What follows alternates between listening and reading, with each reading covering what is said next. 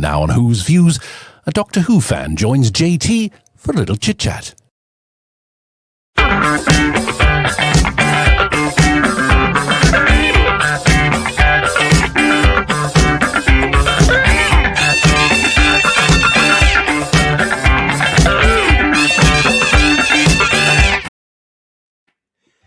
Hello everybody, yes, it's Who's Views, it's Chit Chat, and I am delighted in this particular show to be going down under to have a talk with Who's Views regular, Mudcrab. Hello.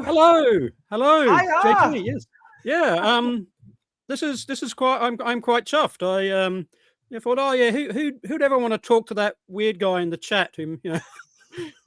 So I'm very, very chuffed to be there. Thank you very much for the having the invite. So listen, thank you very much for getting in touch, saying you were interested in doing one. I love it. How are things down under today?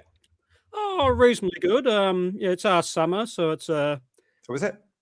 Yeah, so it's nice. It's nice. You know, you can walk around with shorts and a t-shirt, and it's not quite the best time of the year because I mean every so often you do get like the absolute scorchers, and you're thinking, no, I'm just calling up in the corner. But yeah, it's not the worst time of the year down here. So yeah, as we're recording in early January, I'm looking out my window and it's thick fog out there. So I'm not jealous at all. No. Yeah. But listen, it's great to see you. Now, listen, you know the format of the show. I do. You know it's all about I've done my homework. You have, and I've been thinking about this question. Yes. Yeah, you know the question that's coming up. The question is, how did you discover the Doctor? Well, to be perfectly honest, I'm not. There's no definitive moment. So I'm a 70s kid. So I'm early 70s. Of course, I grew up in Australia where we had the Australian ABC, who had repeat rights for I think all the colour episodes of Doctor Who. Yeah. So it was very easy growing up in Australia to watch Doctor Who. It was on 9 months of the year. Like we never seemed to get any of the black and white episodes, and like there's still, to my shame, a lot of the first two Doctor stuff I haven't sat down and watched. I'm sorry, but don't apologise. Half of it's disappeared. Yeah. But yeah, I grew up. I was looking at the dates. I think technically Tom Baker should have been my first Doctor because looking at the because he was 74, wasn't he? Yeah. So that's sort of the age I would have been old enough to start processing what I'm watching. You know, you've gone past the flashing lights on the TV. So he should have been my first Doctor. But I don't remember my first Doctor Who episode. My older sister, who, to her credit, is probably a bigger fan than I ever was. She's still a massive fan. I was caught up with her the other week. She was name dropping a few more people. She said she's sitting next to Janet Fielding at a dinner once, and so she's a slightly bigger fan. She can name drop more than me, but she was the fan growing up, and I wasn't literally behind the sofa, just mainly because of if our lounge room was laid out differently, I would have been behind the sofa. As it was, I used to watch from the kitchen, which is like halfway down the passageway and around the corner. So I'd get there and I'd watch a bit, and I'd go back into the kitchen and I could still hear it, and I want to know what's going on, so I'd come out again. I remember I used to like, you get the classic 4-part stories. I could handle episode 1 because nothing scary to happen then. And I could handle episode 4 because the Doctor and whoever it was, a lot of unit, like I grew up in the unit. Sorry, I grew up where there was a lot of unit repeats. So like, you get the episode where unit would come around and, the Doctor, and they blow things up. So I could watch episode 1 and episode 4 as a young kid growing up. Episode 2 and 3, no, I was watching from the kitchen. But like, it's still fascinating. It's that it would draw me back. I need to know what this show was. So I can't remember first seeing. I have memories, but there's no one day, hey, sit down and watch this. But like It's weird. Like even my mum, mum still doesn't really like Doctor Who. My sister still watches. So when my parents go over to stay with my sister, apparently mum gets encouraged to watch some of the new stuff. So I actually think mum's seen more of the Disney era Doctor Who than I have. Oh God. Okay. Even mum, as a non-Doctor Who fan, she had a rule that we would not have the TV on when we're having dinner with the maggot episode.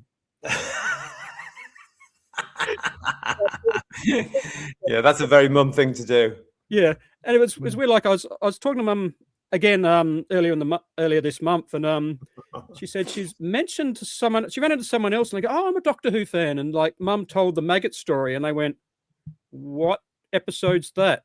Wow. And it's like even mum's going from the 70s, the original era, and they're going, "Oh, I'm not sure I know which one that is." So like even my mum's like has occasionally mocked the new Who people who only came in at 2005. But look, I have sorry, like I said, I have been thinking about this question. I do have a memory. It was Spearhead in Space. Yeah. And I have a memory as a young child. It was the final episode. They're storming the factory, and the unit's trying to fight the Autons, and the Autons are all bulletproof. Mm-hmm. And I remember, Dad picked up. I was a bit upset, and I got to the stage. He brought me back into the room and says, "They're winning. Yeah, they're winning. They're all defeated now." Yeah. So like that is it's not my earliest Doctor Who memory. Oh, but it is one of them, and it's just like Dad appreciating that however old I was, 5, 6, or whatever, was a bit upset about what was happening, and he just wanted to reassure me that the good guys are winning and the monsters have been defeated. So I love that. I love this. Yeah, these are great memories. This is what Doctor Who's all about for me. Is the fact that it was so important, really, because it gave you those very healthy thrills and scares that I think kids need that, really, and they don't seem to be. They don't these days, like with the modern version of Doctor Who, that awful thing that we've all gone through over the last few years. They seem to be pandering to the namby-pamby version, in my opinion, of, oh no, we mustn't scare the little ones. Oh, we can't do that. And I'm with Bob Holmes, which is scare the buggers, Yeah, I mean, like I said, I was a behind the sofa type kid, but I mean, I kept coming back. Yeah, and you can't resist. Yeah, I mean, look, I'm obviously not a kid now, but I have retrospective shame to the current generation of kids, because kids aren't stupid. Kids lack life experience because they're young, but they're not stupid. They can work things out. They know, they have a rapid developing concept of good and bad. I mean, I remember as a kid, like you could recognize these are the good guys, these are the bad guys. Yeah. Occasionally, you'd have a little the plot twist where like someone turns out to be the villain, but even then, you understand what's going on. Yeah, you think, I can't think of any examples, but like you'd watch a character and like you get to episode 4 and suddenly they reveal to be the secret double agent, and you still recognize them as the bad guys. You understand what's going on. I mean, you may not get this lot of the subtlety. Like it's that argument, like, oh yeah, Doctor Who was always political. And he goes, well, not to a 5-year-old, it wasn't. I mean, coming back to the Green Death, I mean, you pick up, the moral message there is don't dump green stuff down coal mines. I mean, so you pick up those messages, but I mean, you wouldn't really pick up, the subtlety about, I don't know, some Industrial Relations Act which got passed by the local government. That's, because you're a kid, you don't understand those things. But good and evil and being terrified by a monster. Because like I said, I episode 2 and 3 I couldn't watch. Episode 4, absolutely, because the good guys would win, and the Doctor and whoever he was with at the time would defeat the bad guys. Yeah. And then you get that little charming scene where they're standing around the TARDIS and they thank all the people they've just met and they go off. then I'm thinking, oh, that was good. And then I'm thinking, okay, next week's going to be terrifying again. So, It starts again. yeah. Yeah. But oh no, you absolutely shouldn't be condescending to children. I mean, you need to be watching what they're consuming. Obviously, I mean that's simply the act of a good parent. Apparently, I mean I don't have any kids myself, but I grew up with two wonderful parents, and they knew what I was watching, and they in their own way. I mean, I probably didn't notice at the time, but I'm pretty sure they were filtering me, making sure I wasn't watching anything too ugly or beyond my comprehension levels. But no, you don't need to tone down the story. Yeah, and then, I mean, if you're toning down the story to make it not scary to the young ones, then who's it for? It's a good question. Who is Doctor Who for these days, Mudcrab? That is a massive question. I think it's just for Russell.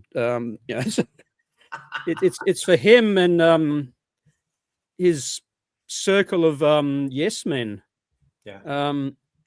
It's I don't know. I mean, like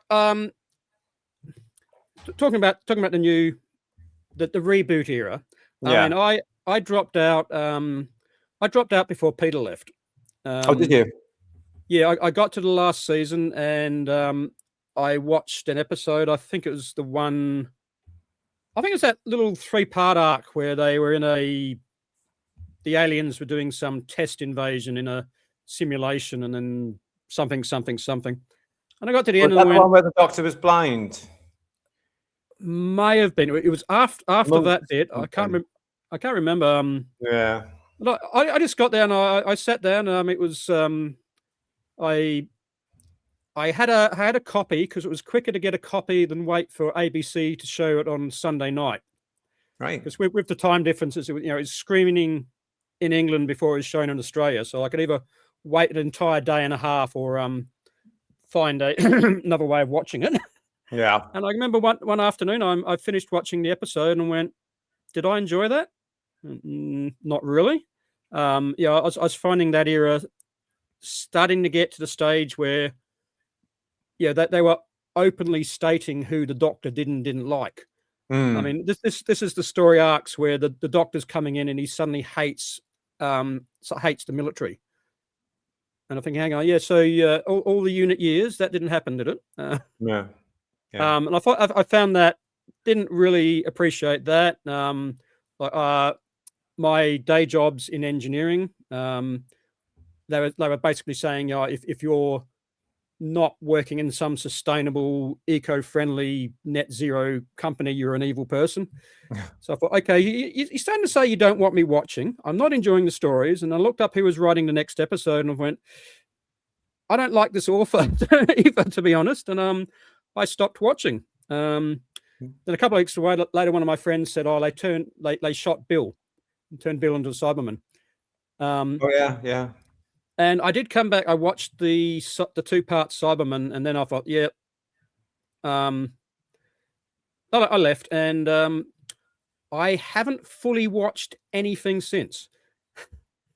So I remember I was watching. It was morning my time. Would have been yesterday. The last who's what's the one you do Sunday night? Headlines. Headlines, yes. I was watching Headlines, and I think someone in the chat came up and said, asked the panel about 3 Peter Capaldi episodes. Yes, yeah. And I realized I didn't recognize the name of the last one.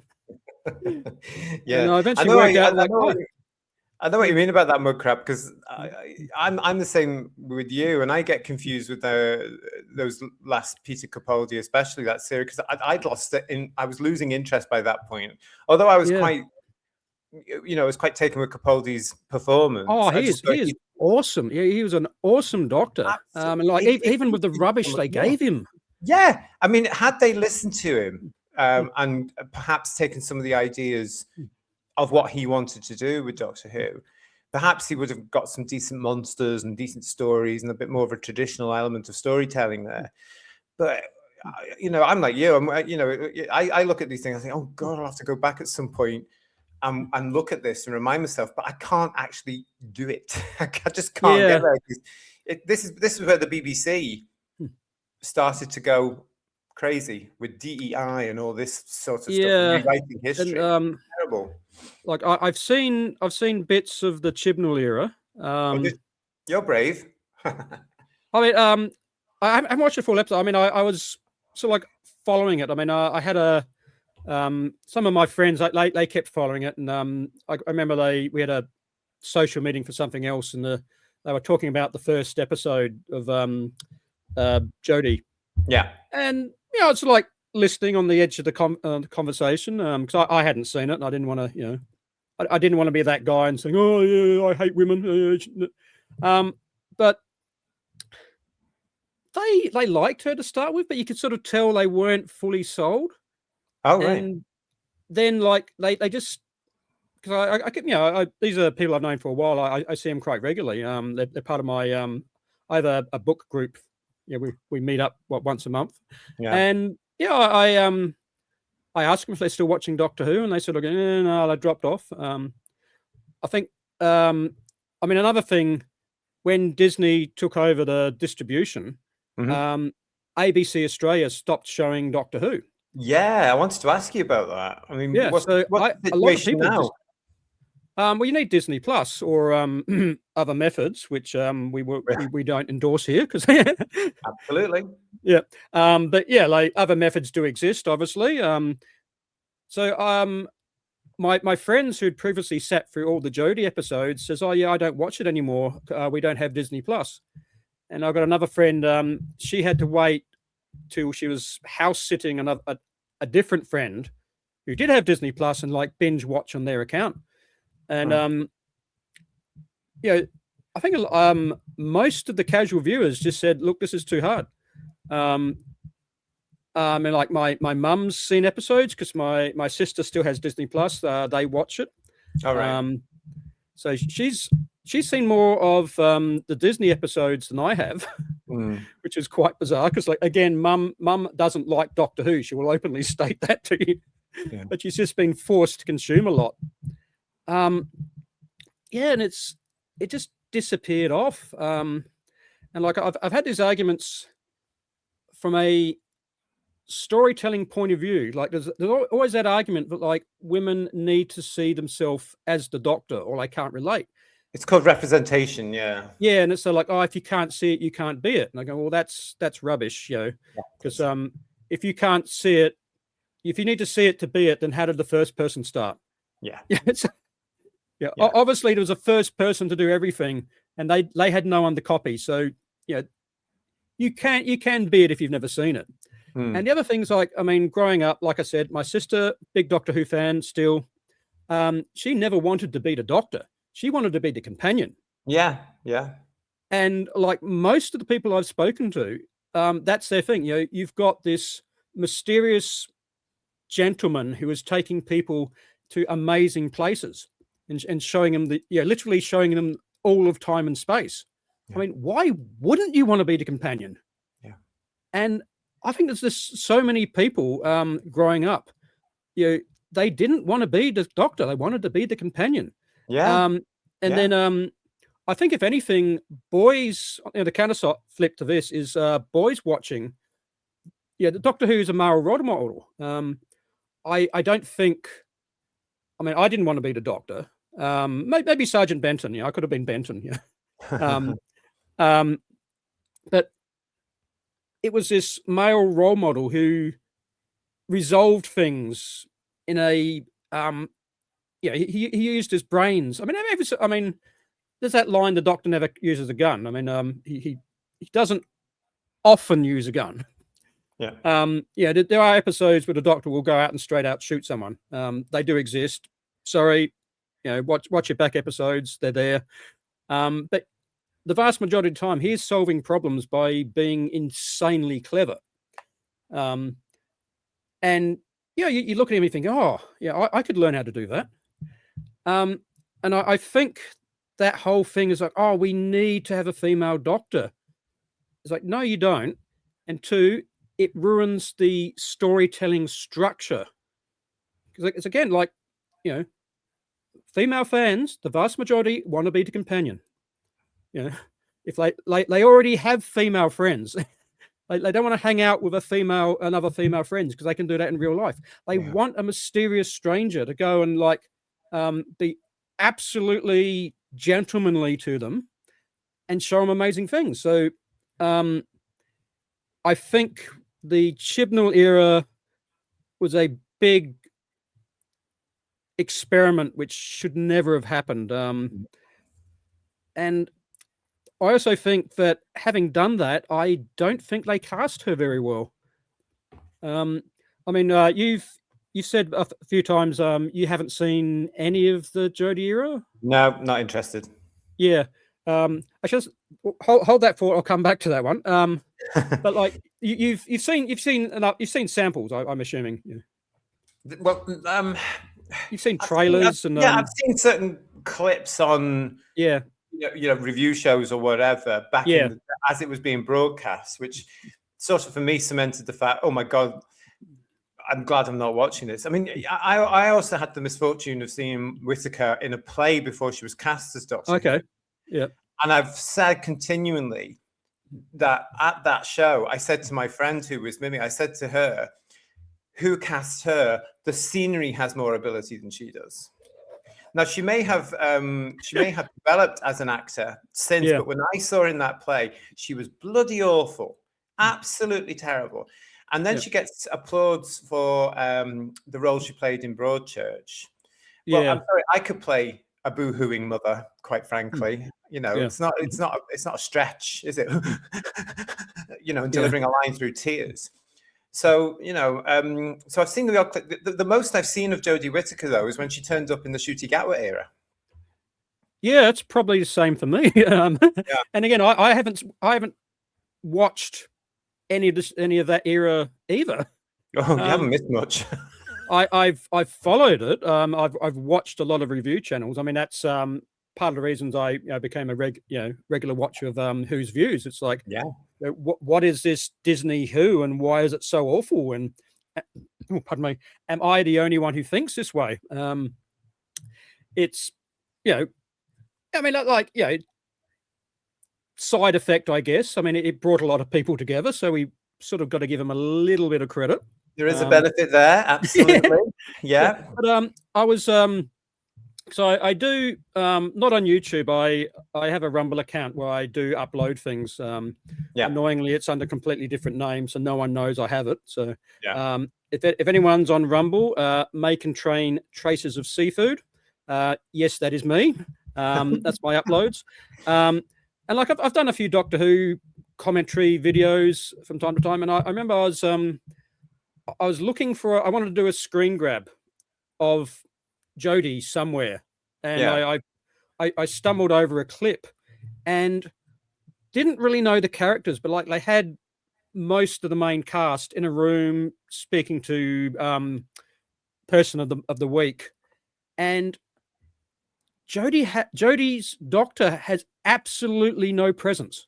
Yeah. And I was like, I was gobsmacked. I go, hang on, is this really a Doctor Who episode? I mean, like you've got pretty much, maybe not Ncuti, but like all of the previous Doctors, like all of the original streaming of Doctors, if they were in a room, you knew about it.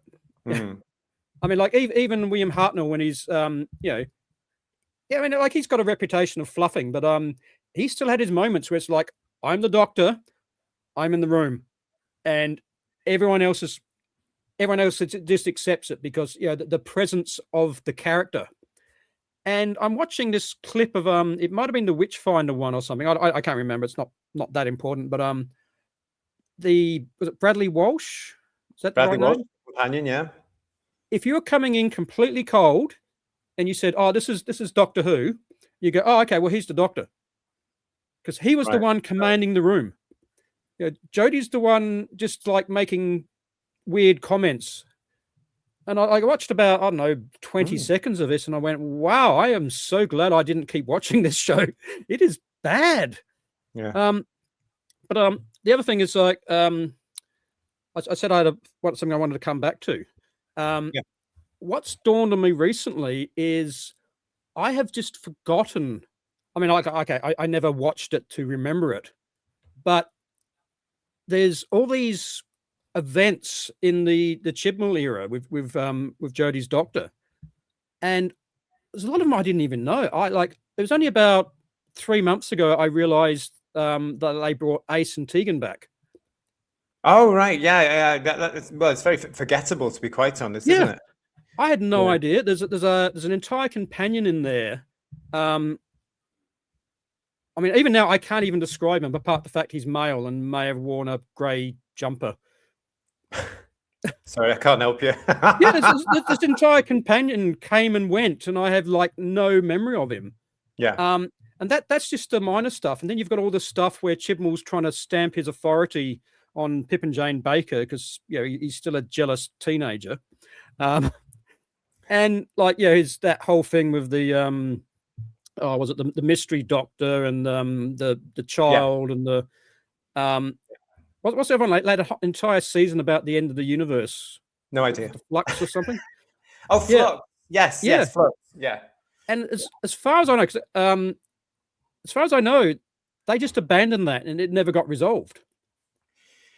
I think you're right. There was, I don't know anything about it, but there was a line referring to it in Space Babies, which was Shooty Gatwa's second one. And the third one is Run.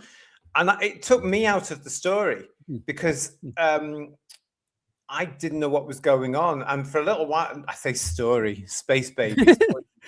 It was. Did you see that one? I saw a lot of reviews, and it's like, oh, is this real? Are they really going here? It was. You missed nothing. I mean, I was watching that, having come back to Doctor Who for the 60th anniversary nonsense with Tennant, and then getting into this, and we started reviewing it for the channel.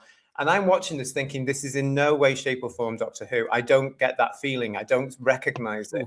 And then there was this line to something that went on in Whittaker's era. Sorry, my YouTube on another window decided to start itself. Oh, don't worry. But there was this line. There was this line, Mudcrab, which referred to this thing that went on in the previous era. And I just thought, if that's just taking me out of the series, what's it done to the Notwees who might be tuning in to give this new Doctor a go? And this is what I keep saying, whether it be Russell or Moffat or Chibnall, they have this desire, this need, this incessant need for continuity. They can't just start afresh. I mean, if you look at all the previous series, I mean, look at how fresh Robot is to the Pertwee era. There might be a slight continuity, but it's got rid of quite quickly by the end, by part 4, and he's back in space. If you look at Castrovalva, there is a soft reboot with most of the stories, and they don't feel the need necessarily to keep harking back. But RTD has this whole thing. It's as though it's the same day in the Doctor's life. It's just a very, very long day. It's. I mean, the other thing is like I respect trying to have some sort of continuity and make it sort of make sense and flow together.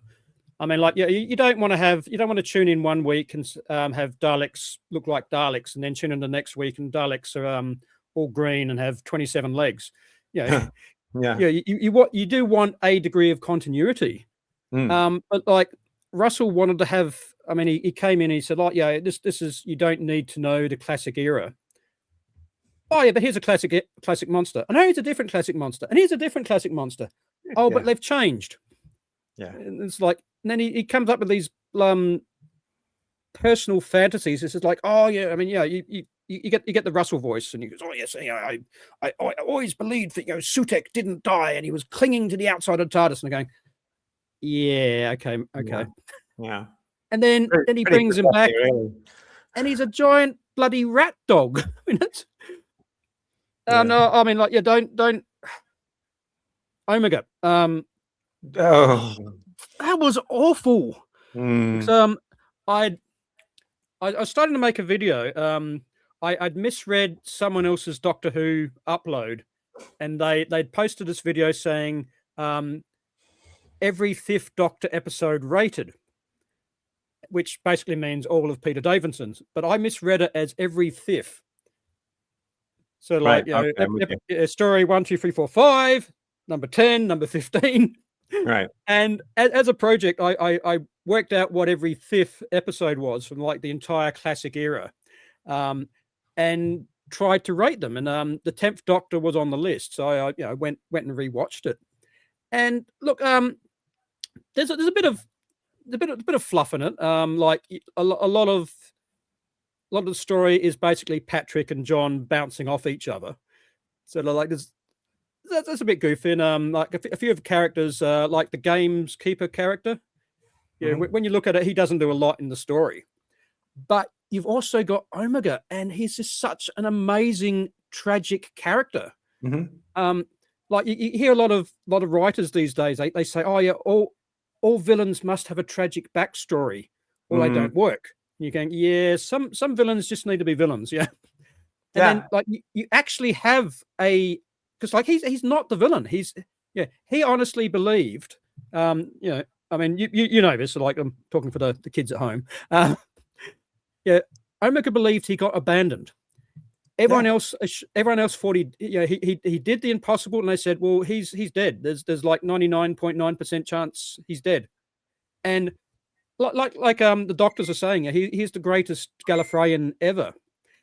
And you're like, and they like you've got the doctors, and they come in and they eventually say, okay, if you'll stop doing the thing with the black hole because you'll destroy the other universe, we'll take over for you.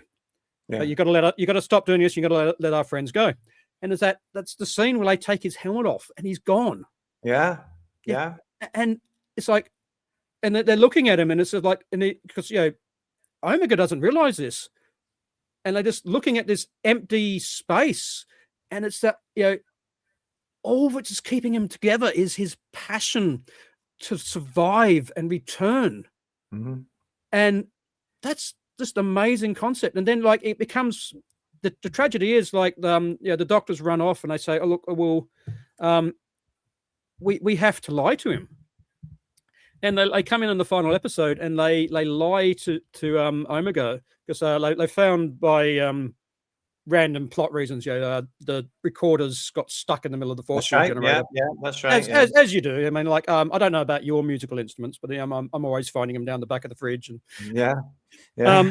so like they've come up with this, and the recorders still matter, or our universe, whatever. Yeah, that's right. And they lie to him. So like they've got this the greatest Gallifreyan ever, and a person they respect and admire, and they honestly thought was dead. And the only way they can save our universe is to lie to this massive cultural hero who, to be perfectly honest, never really did anything wrong. And that's Omega. That's Omega in the 10th Doctors in 1973. Yeah. And then you get this Disney's rubbish. It's like, what? What is this? What are you doing? Are you honestly trying to convince us that this is the same character? It's like, you're a horrible person. I'm sorry. It's like, I mean, it's not really. I've said this to other people. It's not really Disney's fault. It's RTD. No. Yeah. It's RTD. I mean, I don't think Disney knew what he was doing, and I certainly don't think they would have known legacy characters such as Omega or the Daleks or the Rani or anything like that. That's a valid argument. So I don't think. I mean, they were just production partners. They were money. Yeah. It's RTD. It was down to RTD, who has always called himself a fan. Is looked on by BBC Studios, Mudcrab, as being the #1 authority on all things Doctor Who. He's the main guy. Says a lot about the BBC. In many ways, the lack of awareness of the fact that look what he's done. And as a fan, how could he have done that to these wonderful characters? I can say to you, Mudcrab, with authority, that had Bob Baker been alive, that wouldn't have been allowed to happen. Yeah. I mean, it's just, I mean, I can nearly accept that Sutek may have been on the outside of TARDIS. See, I can't. I just think that is because he dies. because he dies in the end in episode 4 because the Doctor takes the corridor, which isn't even the vortex. That's the other thing. He's not in the vortex. He's in a corridor. Time corridor. The Doctor shifts the end of the corridor and makes it a time corridor. And he says, "All right, the end of the corridor is now a billion years in the future. Yeah. You know, you don't live forever. You will age and you will die." But it's established in that episode in Pyramids of Mars that he is dead. Sutekh is dead. Exactly like that. Absolutely. It's left there for decades until RTD can't think of anything else to do. Yeah. And then he's latched onto there's that I think it's the end of episode 1 where you've got the original cultist in the house, and he's opened the thing, and Scarman Scarman comes through, but you don't know that's Scarman. He's wearing the helmet and stuff. Yeah. And he goes, "Oh yeah, I'm a true servant of Sutekh," and the character who we discover is Scarman basically says there is only one, or whatever he says, and he says, "I bring you Sutekh's gift of death." There's only one servant. Yeah, and like and then this gift of death, that one line where he's basically saying, you mock me, you're nothing to me, and it's like, oh, that's his gift, that's his magic power. It's like, how do you deduce that from one line? Because he's in that episode with Millie and Shooty, he's going through the entire universe spreading his gift of death. It's like, no. It's like, did you watch the 70s era? It's like, it's like horrible. Just this insistence of like having to own everything in your own way and bring things back just to prove how clever you are. He's actually proving the opposite, though, isn't he? Because it's not clever at all. I mean, that's another thing. And I remember having this discussion probably about 2006 with one of my other fellow fans. Even then we'd like said, oh, his stories aren't that good, like he's an ideas sorry, let me start that one again. He's an ideas man. Like he says, the one where he brings everyone back, he's just like, his grand idea was like, what if the Daleks steal the Earth? You go, oh, that's amazing, then what happens? And he goes, I don't know. Donna pushes the defeat Dalek button. Which, to my opinion, that's literally how I resolve that story. Donna becomes Dr. Donna, and she hacks the Dalek mainframe or whatever, and she basically pushes the defeat Dalek button, and that's how they solve it. And then the next 15 minutes is this big mushy stuff about Rose and the Doctor going down and making sandcastles or something with his clone. He is an ideas man. He comes up to, oh, what if we did this? Like, oh, that sounds amazing. Then what? Oh, and he never finishes his storylines. They just drift off. I think the only real RTD story I like, and I say this completely unironically, I really like Love and Monsters because it actually it's a story. You've got the character, I want to call him Elton. I think that's right. And like, it's a love letter to the fans before he decided the fans could go jump. And he's it's blatantly, these are people brought together by the Doctor who end up building friendships beyond knowing the Doctor. And, like they form a little cake club and they make a band. It's what it's basically saying is Doctor Who brings people together. And then it gets resolved, and it never takes itself that seriously. And you do get, I think you get a resolution. Whereas all his other stuff, like a lot of people are massive fans of Midnight. Midnight is a lie. So what happens in Midnight at the end? He starts talking, and then he gets possessed by the Midnight creature. And then I think what happens is the stewardess says, oh, you're telling the truth. Take me instead, and sacrifices herself. And then they end up, and he meets Donna, and he says, "No, you've got a good memory. I can't remember any of this because I've only visited these shows at least, once, maybe twice. A long time ago, and I'm very impressed because I think I watched that one a few times just to see if I was missing anything. right. I mean, like you've got these, like I say, he comes up with these ideas because I mean, the concept of midnight is, what if people didn't trust the doctor? Right. Because that's the interesting part of the episode. It's not the fact you get this mysterious beast which you never actually see. Yeah. It's because we get especially like they brought in psychic paper, which that's I understand why they did it. It's a plot device. That's all. That's all that is. It's just lazy again. I mean, Russell admitted this back in 2005 when the thing first appeared.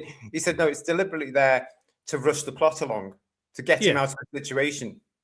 Which I think that's a fault of going to the 45-minute episode format. Oh, it's you can't build stories anymore. But in the 2005 era, it's generally accepted like the doctor turns up and if there's any problems, he flashes a psychic paper and everyone goes, "Oh, you must be in charge," and they listen to him.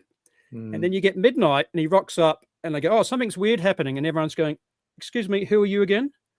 Did you see the sequel to it, The Well? No, only the review stuff. I mean that, I think people said that was one of their favorites for the Disney season. It looked bad to me from what I saw. And again, I mean, like playing on emotional tropes.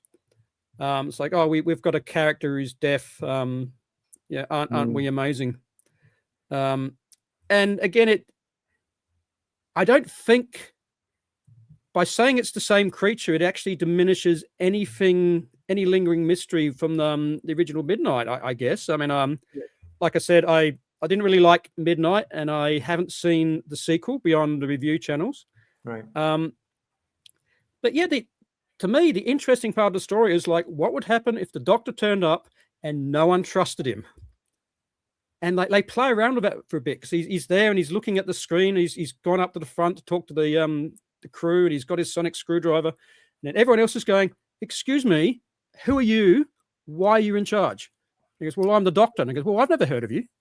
It's in a sense, though, that's what happened more or less all the time in the original series. Yeah. And a lot of the charm of the original stories is the doctor convincing the people, the authority figures for the story, who may or may not have been evil. I mean, like there's some of the characters they met, they were up to no good. Some of them were just well-meaning but didn't know.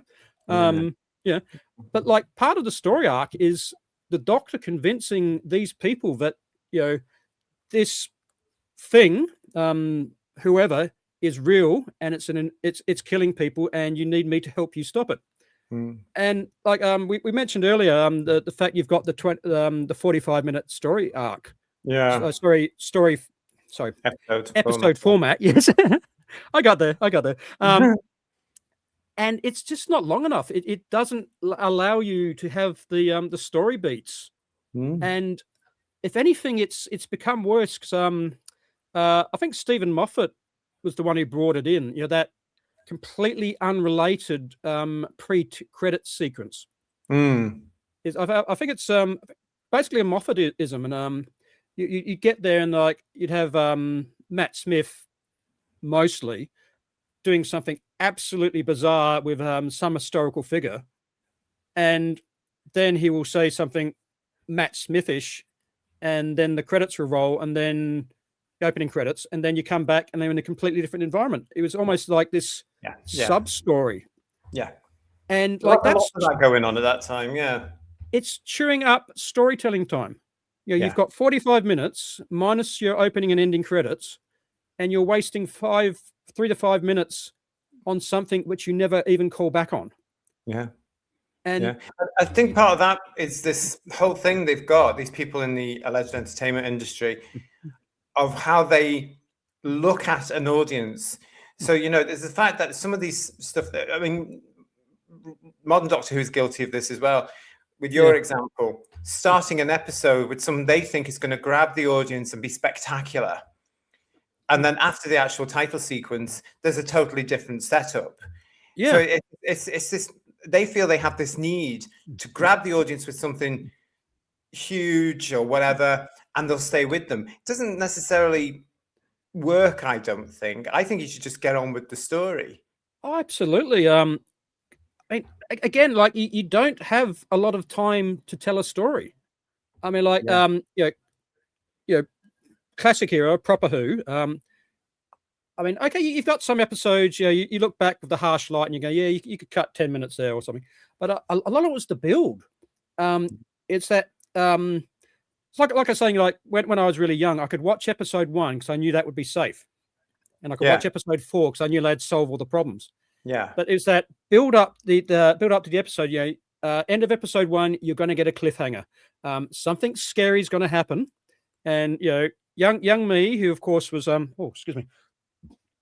Yeah. Sorry, I'm drinking Coke. A bit, probably a bad move. That's fine. But you've got preteen me, and I know that there's going to be a monster. It's going to be revealed. It's going to scare the metaphors out of me. And that's then like that the sting, the classic era sting before that, that musical note. And you've got then the tempos, like then you come back the next day or the next week and they resolve it and they get out of it and then they run down some corridors and stuff.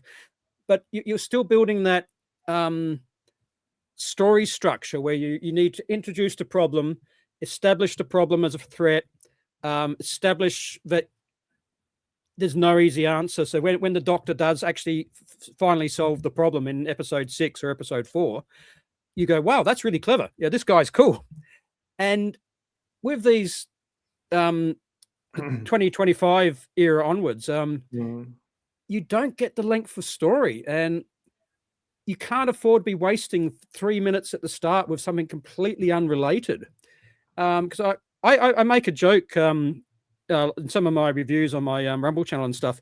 The Doctor would resolve problems using the power of Murray Gold. And it sounds awesome because, like, Murray Gold was, I haven't heard him. I heard he came back and he's lost his sparkle. But in the Matt Smith era, there's the I think it's I Am the Doctor. It's that big. It's the Doctor's hero music, and it builds. You go don't. Yeah, just now we're copyright struck. Yeah. But yeah, like you get to like the 3/4 stage of the episode, and the music would start building, and like we'd been conditioned to understand this is the Doctor's hero theme. And the Doctor, the music would build and the Doctor would go into some big speech about being the Doctor and the Earth being protected. And then he would say, and because I'm the Doctor, and the villains would go, oh, okay, I'll get my coat. Yeah. And you go, oh, that was amazing, because we're conditioned to respond to the music. And then you rewatch it a week later, and you go, what actually happened? He basically, you're right in a sense that music has been influential in setting that sort of scene. But the fact is that the writers have turned the Doctor into some sort of god, a superhero, and he's not. Yeah. Because I mean, like, watching, the earlier Doctors, the better quality Doctors. I mean, I think at some level you knew he wouldn't die, but I mean, you got to the stage where you sort of like understood that he might regenerate, which is dying in a sense. Yeah, and getting back to the original question, when did I start watching Doctor Who? I can't remember when because I'm pretty sure Tom Baker would have been my Doctor, but I also saw the vast majority of John's work. Well, you would have done. Australia was known over here in the UK as being the place where you could watch Pertwee and Baker more or less at the same time. Yeah. Like there's a few episodes, I think they didn't have a colour copy of Ambassadors of Death. Yeah. So I'm still not convinced I've sat down and watched all of it. Right. Because I think reading between the lines, I think policy was don't show the black and white stuff, kids won't understand it. So I think they didn't have a quality color version of that, because I don't remember seeing that episode a lot. Yeah. I think Inferno, it was years before I saw Inferno. But there's other stuff like Silurians and Spearhead from Space I'd seen multiple times. But I sort of grew up and like John and Tom were both the Doctor. And I don't think as a kid, I processed why. It was just like, oh yeah, this is the show. And, you know, this guy's the Doctor today. And next week it's, oh yeah, this guy's the Doctor today. So I can't, I don't know when I came aware of the concept of regeneration. I assume I must have seen it. I mean, Planet of Spiders, Planet of Spiders moving in the robot. So, I mean, I saw it and just, I don't know, maybe I asked my sister what's going on. She told me, and you know, big sisters know things. Yeah, my big sister did occasionally look after me. But yeah, it's like you still feared for the Doctors, or you feared for the companions, or you feared for the guests of the story, because I mean, like they died all over the place. Yeah. Rewatching Fang Rock a couple of months back. Great story. Yeah, and it's like, yep, everyone dies. Everyone dies. Yeah, there's only 2 people that survive it. Yeah, and even at the end, like, I mean, obviously it's the contact lens story, but Louise goes blind for a bit in the end as well. I mean, like, it's a hard, from a body count, it's a harsh episode. So it's brilliant though, because it works in that way. And you know, I've watched it again recently because of the 16:15 standard Blu-ray release over here. And I watched it again, just reminds myself how fantastic it is on many, many levels. But what stood out for me was the huge difference, Mudcrab, in the writing, solid by Uncle Terence. Yeah. I can't help but compare it to 2025 and what we've seen there. And the fact is, the modern stuff is so much weaker and much more pathetic than something from like Horror of Fang Rock was all those years ago in the 70s. And when you look at the very end, as you've said, everybody dies in that episode, in those stories, in that story. And the Doctor doesn't really care. There's the brilliantness of the alienness of the Doctor, especially Tom's Doctor. He's just quite happy to get back to the TARDIS and go off into wherever he's going next. He doesn't think about it for a minute. It's that bit in the last episode. They realized they need the diamonds to focus the laser. Yeah. And they've snuck back down the stairs. And it's the cannot remember the character's name, but it's the last guest character. Yeah. And the Doctor, he's got the diamonds in his hand. He picks out the one he wants, and he like just tosses the others away. And there's a subplot that the other character was in financial difficulty, so he grabs the diamonds because he's I think he's being blackmailed, and the Doctor just like takes the diamond and leaves. And of course he's still halfway down the stairs when the Ruton comes up and kills him. Yeah, and it shows the fallibility of a human being, doesn't it? Because it gets greedy at the end of the day as well. Oh, I must have the diamonds. Yeah, but it's also showing that the Doctor's not thinking at a human level because he's not a human. Yeah, and these are just little rocks he can pick up anywhere. Not that he's interested in it. Throw them down, not to do the bigger picture. Yeah. And also, it came up. I forget who brought the subject up. Credit whoever did. In the most recent headlines, Fang Rock came out, and someone was pointing out that there were 4 sets. 4 sets. Yeah, when they filmed Fang Rock. Yes. It's just there's just a limited amount in a limited studio. Yeah. The power room, the lighthouse tower, the mess room. Yeah. There's a stairway. They filmed things in the stairway. So maybe there's 5, but there's not massive amounts of sets. No. And you don't know. And there's model work. Yeah, you got the outside model where he's hanging off the edge with the 70s. Yeah, great stuff. But yeah, like he's hanging out the side of the window. Which again, like as a young kid, it's like, oh my God, that's how can how strong are his fingers? How can he hold on, Doctor? And it's just sorry, I'm tanging around randomly. I've been watching Third Doctor too much. Third Doctor everything has a point in those stories. You know, he's outside because that's where the transmitter device is from the alien. Oh yeah. Right. He's gone and he's found the transmitter. What I don't think is around in the modern series, especially the nonsense we've had recently, is explanation. It's as though it's all. I don't know what you think about this, but it's just, for me, it's just all sensationalism. We're doing this because we can, you know, or we're doing it because we've got an agenda to push at you, or we're doing this because we think you're going to like this, and it goes from A to D to F to G to B to, you know, L. Yeah. There's no consistency in these things. I mean, what do you think where we are now at the beginning of 2026 as we're recording? What do you think the future for Doctor Who is?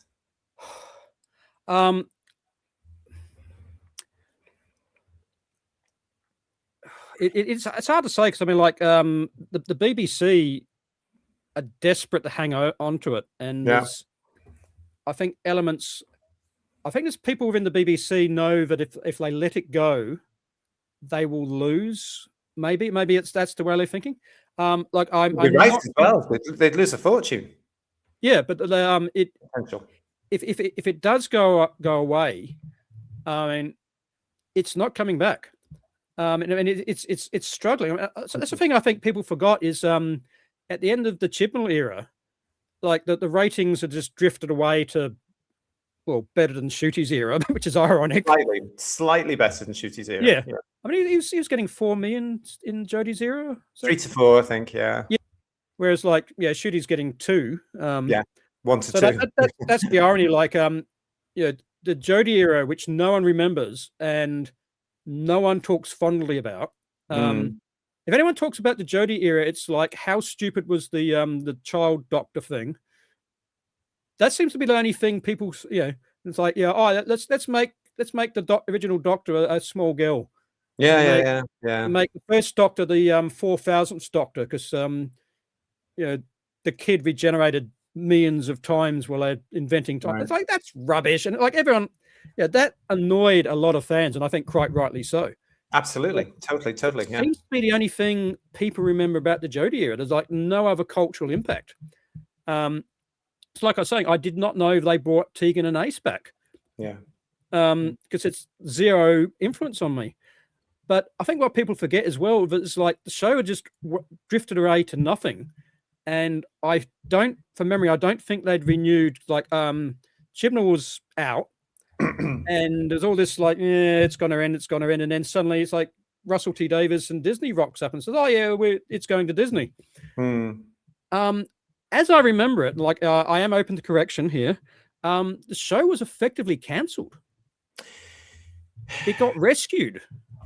You're not too wrong. I mean, the cancellation word was never given to the show. No, it was certainly heading out of production for a little while until 2020, when RTD, David Tennant and Catherine Tate rocked up and said, we'd like to do this again, simply because of those watch-along things they were doing. Of course, that's where the BBC get excited again. BBC Studios gets excited again, thinking, we've got a winning formula there of RTD, Tennant and Tate, because that's what happened in Series 4. Big formula. It works. It was while they were filming the alleged 60th anniversary stories, all nonsense, by the way, that Disney buys into the series. Oh, okay, right. So I got my timeline slightly out of whack, I guess, It's all around about that time, but that's where they come in. They see that's going on with the 60th anniversary stuff. They start investing, and then they become a partner. Yeah. But what went wrong then, of course, is it just all goes downhill. But I think you're right. What you're saying there is, the effect from Chibnall onwards. It's interesting, isn't it, Mudcrab, as well, that the alleged fans of the Jodie Whittaker era are no longer around. And I'm talking particular females here. Yeah. Who left with her. Yeah, it's just like, why do we care? You came in, you reinvented everything so it suited you and you alone. You mocked everyone, and then says, okay, I'm bored now. Yeah. And then, like, people like us, we get so, you can't be real fans. Yeah, how can you be real fans if you don't like the Jodie era? And I go, well, it was crap. You get a lot of that, don't you, on social media? There's an awful lot of that Mudcrab of people saying, a true fan would do this or do that. I always say to them, no, a true fan knows crap when he or she sees it. Yeah. And will call it out. Yeah. I mean, like, on one of my other online things, we do a Stargate review channel. And we all, there's 4 of us, when we all love Stargate, but we're harsh on it. We're pointing out all the stupid things, that's like, what our fans' job is, though. Yeah, because we're fans. But we still absolutely love it. We do it once a week. It's great fun. But we don't hold back. It's like, okay, this is a plot error. It's like, look, they've discovered some amazing alien technology which would be really useful, and that's never mentioned again. Yeah, so we'll get rip that into it. Doctor Who, don't we? In RTDs. Yeah. Sorry, excuse me. Where do you think it's going to go in the future for Doctor Who? Oh yeah, so well, I'm not 100% convinced they're actually making this Christmas episode. Aren't you? Why? I mean, they still could. I mean, yeah, there's a lead time. I mean, the Christmas episodes typically got filmed in July. I looked up a few of them a while back. So there's that. You need to film it, so then you can do all the post-production, obviously. Yeah. And then before you can start filming it, you need to do all the pre-production, and cast people and work out your locations and all those things you do to make a TV show. And are we convinced that the script exists? It's in RTD's head. Yeah. So that's great. Yeah, we'll photocopy that and we'll pass that around to all the people, and they can start making costumes. Yeah, but when we need to start, fitting the costumes, we'll just we'll get him over and we'll just peer in one ear and go, okay, right, blue cloak. Yeah, okay. What you're forgetting though, Mudcrab, is that RTD can just churn out an alleged script very, very quickly now, especially for Doctor Who, because it's shallow and it's hollow and it's not very good. And you can bang. And it shows. I mean, he could set something. He could set a whole episode on the TARDIS set if he wanted. If he was that way inclined, he could, and no one will stop him. So look, I'm not saying it won't happen, because I think, I mean, we're as we record, we're halfway through January, so there's 11 months of full production, which, as I understand, is enough time to make an episode from scratch. Yeah, but they need to get a wriggle on, and my point is, I haven't seen any evidence for they're actually getting a wriggle on. It's just RTD saying, "Oh yes, I've got it. It's all in my head." Yeah, and the moment I finish doing the other thing, which is all in my head, I'll sit down and I'll tell you about Queer as Folk, because that was really famous and successful. And what was I doing again? Oh yes, I'm going to write new Doctor Who for you. So, look, I'm not saying it can't happen. I'm just saying I don't see a lot of evidence that it is happening yet. You will do. You will do. Yeah, I think tiptoe. Things will start. If you asked me to put my last $5 down, I'd say that it will go ahead. Do you think it will carry on after that, though? I think they'll. Oh no, I mean, they've dug themselves into such a stupid hole. And it's like you've been saying on a lot of the panels and a lot of your shows, is people don't care. It's this convoluted mess, and I like observing the cultural change. I mean, I find a lot of pleasure in watching what people think about a franchise rather than actually watching the franchise these days, because a lot of it's fascinating. It's the way media is changing, which is a completely different topic. But from what I gather, there's a lot of the new fans who, of course, know best, and even they turned when you got that convoluted mess of the where Billy Piper turns up and the reality war. Yeah, that episode. Yeah, even a lot of them went, I wasn't happy with that. Because it was terrible. It was the worst piece of television I've seen in my life. Yeah, no, I don't.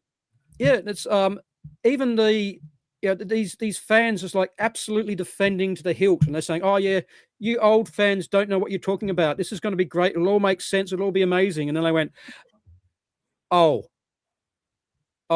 yeah. I don't understand this. This is weird. Yeah. And yeah, he's alienated the new fans. I mean, he's already alienated the existing fans, and he's probably alienated the casual fans, because I think it's like, yeah, Bedware, you know, Bedware's numbers show that, like, there's no casual fans anymore. No. It's the people who are like watching out of cringe, and that remaining, you know, 1.5 million people, yeah, who are, I mean, like, yeah, I try not to troll too much. But like, I dip into some of these other channels, and you sort of like try and work out what they're thinking. And I think some of them do legitimately like it. I can't understand why. I don't really respect their arguments. I mean, you know, if you put in a rational argument on why you like orange flavored ice cream, I'll go, okay, I can see where you're coming from. Not something I'd eat myself, but yeah, you like the oranges, you like the ice cream. But none of them are presenting arguments. They're just saying it's really good and you're wrong. Like, well, that's not an argument. It's misplaced loyalty, Mudcrab. Yeah. It's because it says, because it calls itself Doctor Who, and there's a police box in it, and it has a bastardized variation of the theme. You know, that's all it is. It's the you know, I've had this on social media myself, where I've had alleged fans calling me for everything and telling me that if I was a proper fan, I would love it no matter what. No. I want the show to be healthy. I want it to be popular, and I want it to be science fiction, and I want it to be good. I'm not just going to turn around and say, oh, the reality war was brilliant, because it bloody wasn't. It was sheer bad television. Yeah, and it's like, I mean, this is another thing about Russell and his current little circle of ass kisses. Friends. Yeah. Even when they're trying to tell a story, they're not writing the story they're trying to tell. Yeah. It's like the fish thing. Yeah. Okay, so I haven't watched the fish thing. I think it's now on Disney Plus down here, but like when you guys were reviewing it, I think so. Yeah. Interesting. My sister's two kids. They're early 20s. They are both, my sister brought them up really well. They are both classic era fans. I caught up with them the other week, and we spent about 90 minutes just talking about our favorite animated, from the missing episodes. Yeah, which ones we like. You know, we're talking about the animation and what animation style we like. It's great fun. Talking with my nephews about classic Doctor Who. It's awesome.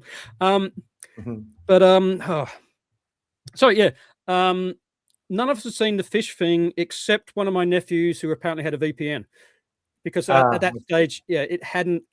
Yeah, ABC Australia no longer show it. Disney Plus hadn't released it internationally. Yeah. So I may have some of the nuances wrong, but I think the basic premise was Taxi Man, Russell Tovey. Yeah, he's. I mean, I think they deliberately, openly stated, he is the everyman hero. So if he's the hero, who's Kate? Kate spends, as far as I can tell, most of the 5 episodes trying to stop him, which makes Kate the villain. By simple storytelling techniques. It's not really like that. No, that's not really what happened. Okay. I accept I may not have all the nuances. Yeah, you haven't seen it, so you don't know. But it's not what happens at all. It's Unit is watered down, pardon the pun, an awful lot in this. For some reason, they're in this show, and I don't quite understand why. Yeah, but from what I can give, the Conrad character, when they brought him in, and they play him as like the ultimate evil, and they have this entire scene where Shooty basically rocks up just to insult him, and then you look back and go, okay, look, Conrad shot a guy, not defending that. So I'm not saying Conrad was innocent in a gold mine, but when you look at all the other stuff he was saying, he's making these claims that Unit's this uncontrollable organization which answers to no one and is wasting taxpayers' money. And then you get Kate literally says, the PM thinks I answer to him, ha ha ha, in one episode. So Kate says, "Oh, the PM's downstairs," and she goes, "Oh, well, he can wait. He's not my boss." So reinforcing what Conrad says, Units doesn't answer to anyone, and then you get the last couple of episodes where the entire unit tower is this massive space fortress, which reinforces what Conrad was saying. You're spending all this money. So they're trying to write a villain, and in their own story, they're reinforcing that this villain had a very valid point. Most of the time. I mean, Conrad shoots a guy. I'm not defending that. No, Conrad, you're an idiot. You deserve to be punished for shooting a guy. I don't remember it.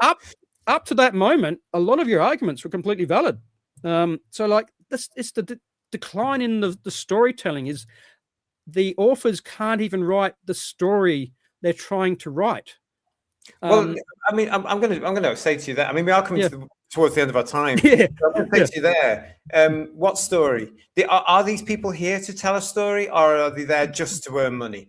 Because even with the fish thing, I wasn't able to see any story at all. It was just painting by numbers for me. We're going from A to C to F, and we're doing it this way. I don't see any body of a storytelling ability at all. I don't think I even watched all of the reviews. It's like time I got to episode 5, I just didn't care because even picking up the summary points, I wasn't engaged. The story, and like you tell, like some of the other commentators, like you watch their release schedule, and like some of the other people you'd expect to have YouTube reviews was like uploading other videos because you could tell they didn't want to do episode 5 because it was just boring. So you're asking where I see the future of Doctor Who. I really don't know. It does not have a healthy format, heavy future. It's like a lot of people say, it needs to be rested. Because there's that so I'm not articulating this well. Something I picked up from the Jodie era, I realized I don't remember most of it. So, and if I don't remember it, is it still canon? Did it still happen? That depends on yourself. Yeah, like the flux. I don't remember the flux. I couldn't even explain it to you.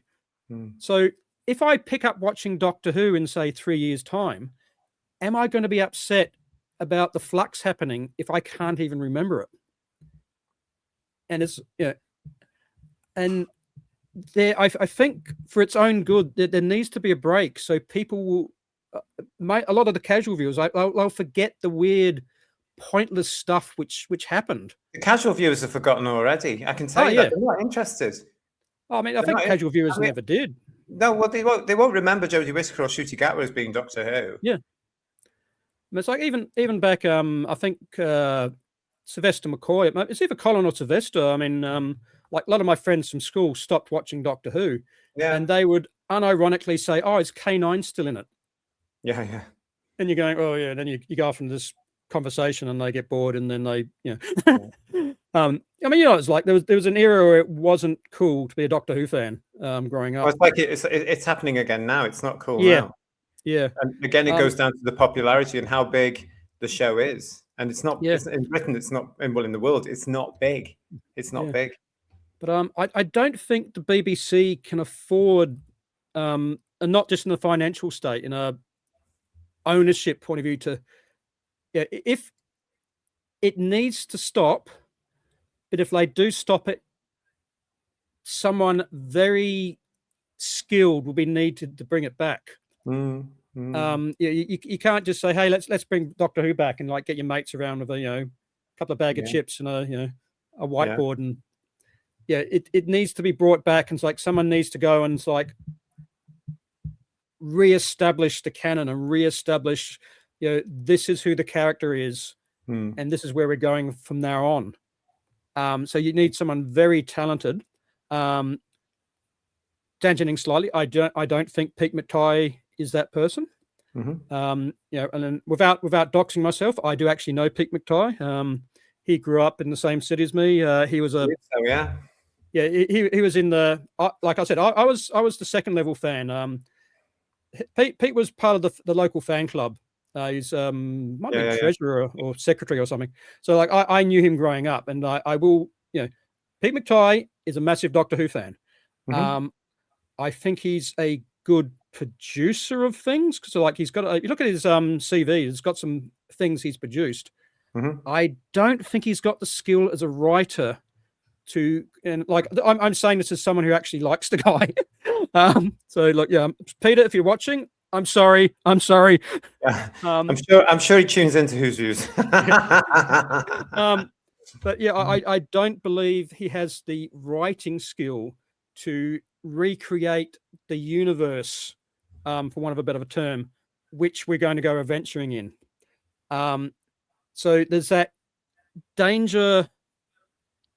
I think there's a danger that, and the BBC, I think, know it, is if they cut it now, even though they need to cut it, it's not going to come back, because it's going to be another half generation before someone with the actual talent and the motivation and the self-discipline to not make it all about themselves comes back and becomes the producer and brings it back and, you know, amazes us. So I think we're going to fall into an era of utter rubbish specials popping up like once or twice a year, just to say, hey, we're still making Doctor Who, and Doctor Who hasn't been cancelled. And I think it's going to be trash. I can't see how they're going to dig themselves out of this Billy Piper thing. None of that makes sense. I mean, it's what's the Chinese proverb? Interesting times. Yeah. Well, I don't think it's even that interesting personally. I'm really not bothered about it, you know. But it's good to get your take on it and what. Oh, thank you. But listen, we've come to the end of our time. We have. It's gone quickly, hasn't it? It goes really. It quickly. has. Yeah. Did I shut up at any time? I think you got about 3 words in the middle. No. It was all fine and dandy. That's what it's all about, Chit Chat. It's about you and me having a little chat. And this has been great. I am, I mean, we've got the little record timer in the corner, and I go, wow, it has been over an hour. Yeah, it doesn't feel like it. It feels like we're still in the first question. It pushes along very, very quickly. It does. Listen, I'm so glad you got in touch. Thank you so much for coming on. Yes. Goodness knows what's going to happen this year. Goodness knows what's going to happen in the future of a beloved show. But you know, let's keep talking about it throughout the year, and let's see where it all goes, and let's see where we end up in January 2027. I think we're all going to be exhausted and going, what the hell was that? But I'm happy to be proved wrong. Let's see what he comes up with. We could be arguing about the Blake 7 relaunch, which they're going to pull out of nowhere. No. That's never going to happen. No, don't get me started on that one. Don't get me started. No. Listen, again, thanks for coming on. Not a problem. If you're interested in coming on to Chit Chat and being part of it like Mudcrab has, you can get in touch with me at whosviews1@gmail.com like he did, and come and talk to me about what your take is of our beloved show. You want to do this. This is a thing you want. Listen, it's great to see you. Thanks again for coming on. Thank you. Don't forget to please give us a thumbs up for this particular chat with Mudcrab. If you are new to the channel, please subscribe. It'd be great to have you join us for all our live streams. If you've already subscribed to the channel, make sure you're still subscribed, and leave us a comment for Mudcrab down in the chats. Why don't you? That'd be great. He'll be looking for that. I will. From Mudcrab and myself, thank you for watching. Thanks for joining us. I hope you've enjoyed the show. We'll see you again next time on Whose Views. Thanks for joining. Ta-ra, everyone. Thank you, everyone.